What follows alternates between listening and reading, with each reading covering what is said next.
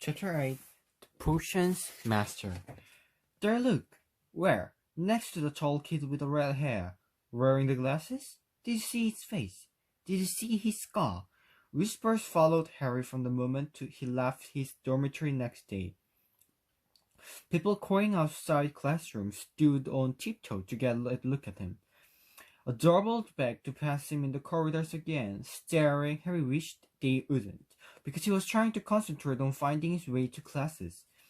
There were 142 staircases at Hogwarts, wide, sweeping ones, narrow, rickety ones. Some that led someone somewhere different on a Friday, some with a vanishing step halfway up that you had to remember to jump. Then there were doors that wouldn't open unless you asked politely, or tickle them in exactly the right place, and doors that weren't really doors at all, but solid walls, just pretending. It was also very hard to remember where anything was, because it all seemed to move around a lot. The people in the portcase kept going to visit each other, and Harry was sure the coats of armor could walk. The girls didn't help either. It was always a nasty shock when one of them glided suddenly through a door you were trying to open. Nearly headless Nick was always happy to point new Gryffindors in the right direction. But Peeves, the poltergeist, who was worth to lock doors and a trick staircase if you met him when you were late for class.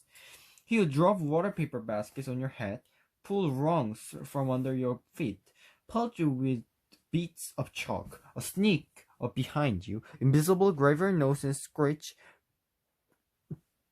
got your conch. Even worse than Peeves, if that was possible, was a caretaker, Argus Filch. Harry and Ron managed to get on the wrong side of him on their very first morning. Filch found them trying to force their way through a door which unluckily turned out to be entrance to the outbones corridor on the third floor. He wouldn't believe they were lost, was sure they were trying to break into purpose, and was fearing to lock them in the dungeons when they were rescued by Professor Quirrell, who was passing. Filch owned a cat called Mrs. Norris, a scrawny, dust-colored creature with bulging lamp-like eyes, just like Filch's.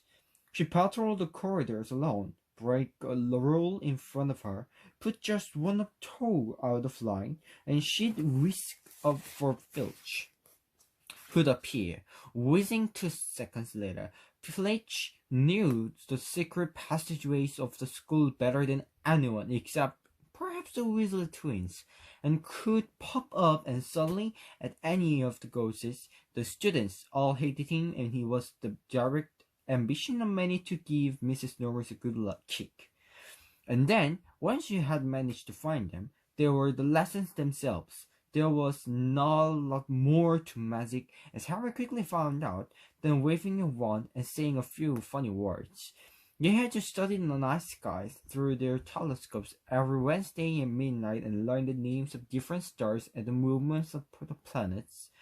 3 times a week, they went out to the greenhouse behind the castle to study herbology, with a dumpty little whisk called Professor Sprout, where they learned how to take care of all the strange plants and fungi and found out what they were used for. Easily the most boring lesson was history of magic, which was the only class taught by a ghost.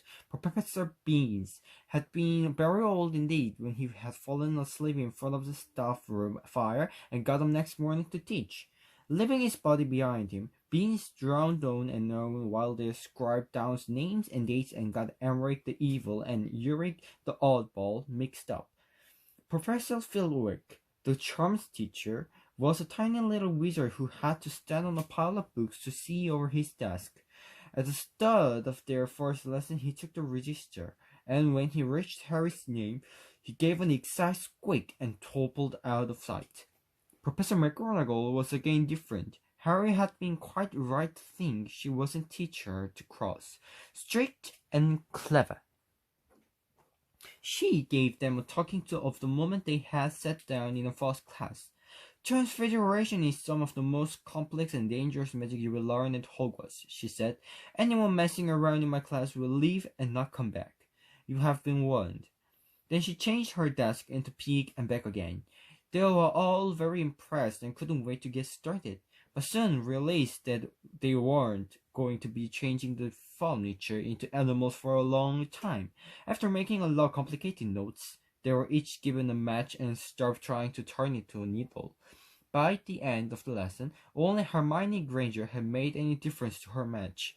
Professor McGonagall showed the class how it had gone all silver and pointy and gave Hermione a real smile. The class everyone had really been looking forward to was Defense Against the Dark Arts, but Quirrell's lesson turned out to be a bit of joke. His classroom smelled strongly of garlic, which everyone said was to ward off a vampire he'd met in Romania and was afraid it would be coming back to get him one of these days. His turban, he told them, had been given to him by an African prince as a thank you for getting rid of Thumblism Zombie, but they weren't sure they believed this story.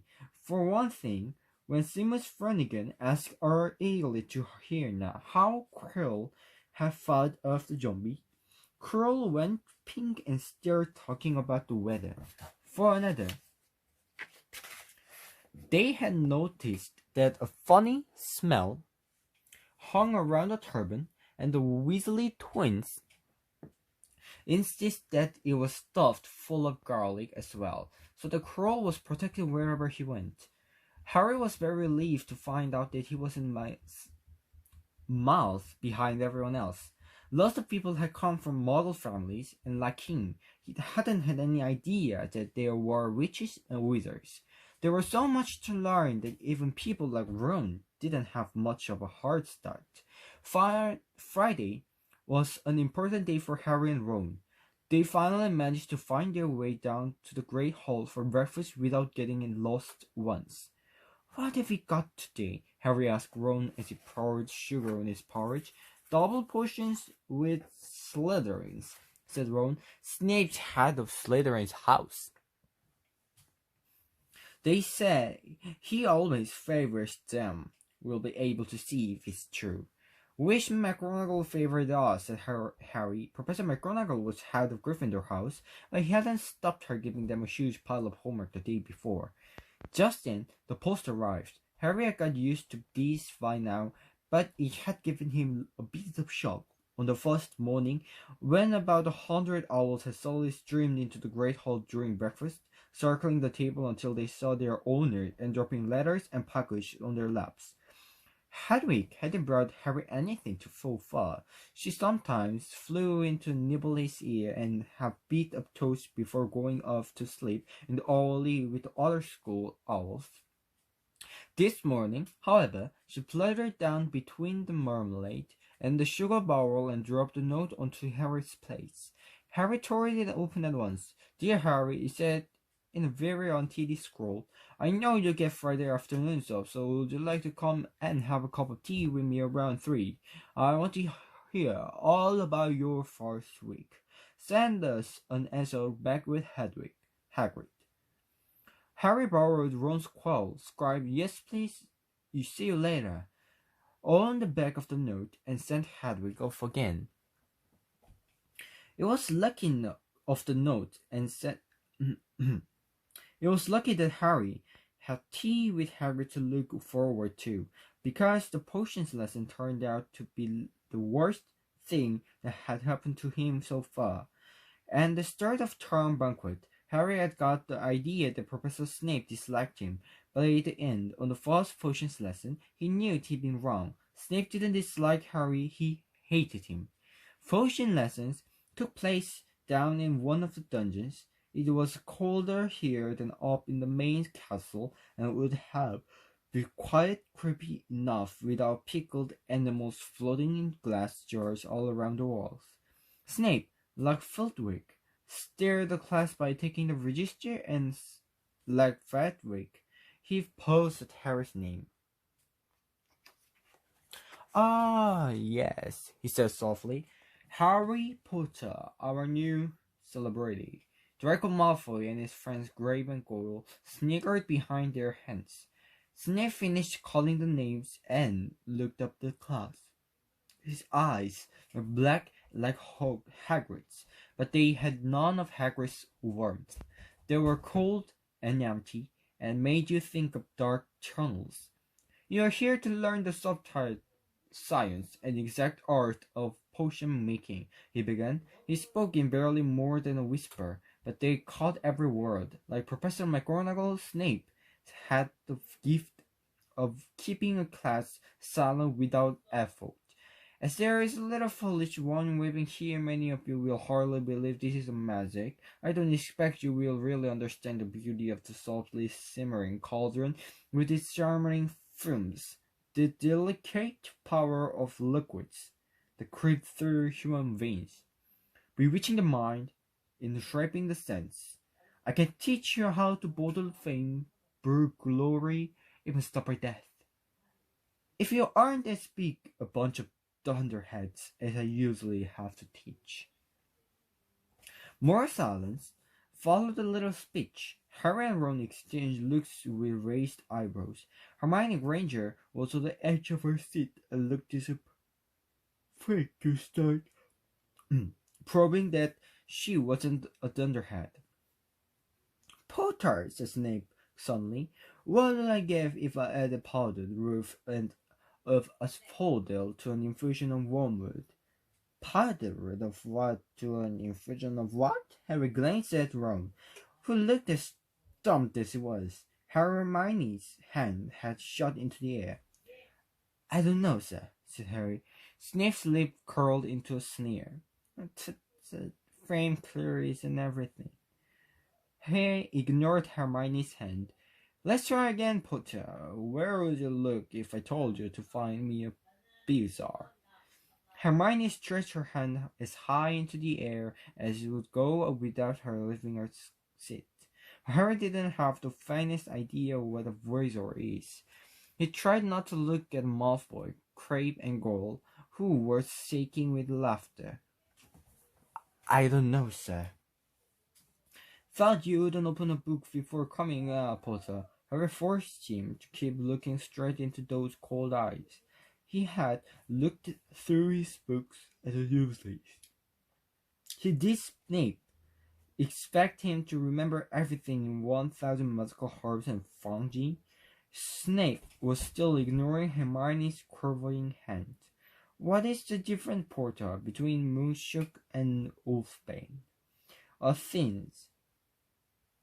Hermione stood up, her hand stretching towards the dungeon ceiling. I don't know, said Harry quietly. I think Hermione does. Though, why don't you try her? A few people laughed. Harry caught Seamus' eye as Seamus winked. Snape, however, was not pleased. Sit down, he snapped at Hermione. For your information, Potter, asphodel and wormwood make a sleeping potion so powerful it is known as a draught of living death. Albiza is a stone taken from the stomach of a ghost, and it will save you from most potions. As for Monkshook and Wolfbane, they are the same plant, which also goes by the name of aconite. Well, why aren't you all copying it down? There was a sudden remaining of quills and parchment. Over the noise, Snape said, and a point will be taken from Gryffindor House for your check, Potter. Things didn't improve for Gryffindor, and the potions lesson continued. Snape pulled them all into pairs and set them to mixing of the simple potion to call boils. He swept around to his long black cloak, watching them weigh their nettles and crush snake fangs, circulating over almost everyone except Malfoy, who he seemed to like. He was just telling everyone to look at the perfect way Malfoy had stretched his honor slugs when the clouds of action not green. Take him up to the hospital wing, Snape spat at Seamus. Then he rolled on Harry and Ron, who had been working next to Neville. You, Potter, why didn't you tell him not to add the quills? So you make you one of those good if I got it wrong. Did you? That's another point you've lost for Gryffindor. This was so unfair that Harry opened his mouth to argue, but Ron kicked him behind the cauldron. Don't push it, he muttered. I've heard Snape can turn very nasty. As they climbed the steps out of the dungeon, an hour later, Harry's mind was racing and his spirit were low. He lost 2 points for Gryffindor in his very first week. Why does Snape hate him so much? Cheer up, said Ron. Snape's always taking points of Fred and George. Can I come and meet Hagrid with you? A few 5-3, they left the castle and made their way across the grounds. Hagrid lived in a small wooden house on the edge of the Forbidden Forest. A crossbow and a pair of goloshes were outside the front door. When Harry knocked, there were fantastic squabbling from inside and several booming barks. Then Hagrid's voice rang out, saying, "Back, Fang, back!" Hagrid's big hairy face appeared in the crack as he pulled the door open. "Hang on," he said. "Back, Fang." He let them in, struggling to keep hold on the collar of an enormous blackboard hat. There was only the room inside. Hams and pheasants were hanging from the ceiling. A copper kettle was boiling on an open fire, and in a corner stood a massive bed with a patchwork quilt over it. "Make yourself at home," said Hagrid, letting off the French, who bounced straight at Ron and started licking his ears, like Hagrid. Fang was clearly not as fierce as he could. "This is Ron Weasley, eh?" said Hagrid, glancing at Ron's freckles. "I spent half my life chasing your twin brothers away from the forest."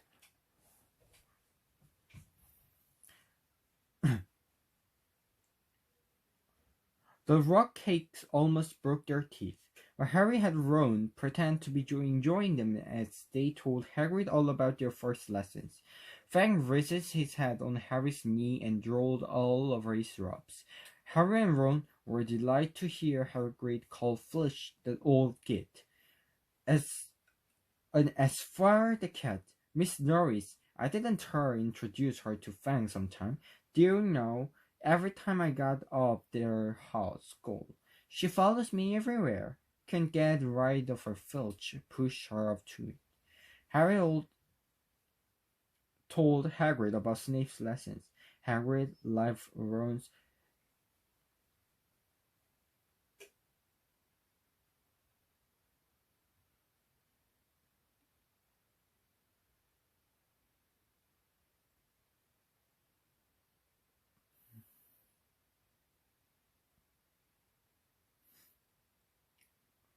But he seemed to really hate me. "Rubbish," said Hagrid. "Why should he?" Yet Harry couldn't help thinking that Hagrid didn't quite meeting his eyes when he said that. "How's your brother, Charlie?" Hagrid asked Ron. "I liked him a lot. Great animals." Harry wondered if Hagrid had changed the subject on purpose. While Ron told Hagrid all about Charles' work with dragons, Harry picked a piece of paper that was lying on the table under tea cozy. It was a cutting from Daily Prophet. Harry remembered Ron telling him on the trains that someone had tried to rob Gringotts, but Ron hadn't mentioned the date. "Hagrid," said Harry, "the Gringotts break-in happened on my birthday. It might be happening while we are there." There was so no doubt about it. Hagrid definitely didn't meet Harry's eyes this time. He grunted and offered him another rock cake. Harry read the story again. The vault that was scared had in fact been empty earlier the same day. Hagrid had emptied vault 713. If you could call it emptying, tucking out that grubby little package, had that been what the thieves were looking for? As Harry and Ron walked back to the castle for dinner, the pockets weighed down with rock cakes they'd been too polite to refuse. Harry thought that none of the lessons he'd had so far had given him as much to think about as tea with Hagrid. Had Hagrid collected the package just in time? Where was he now? And did Hagrid know something about Snape that he had want to tell Harry?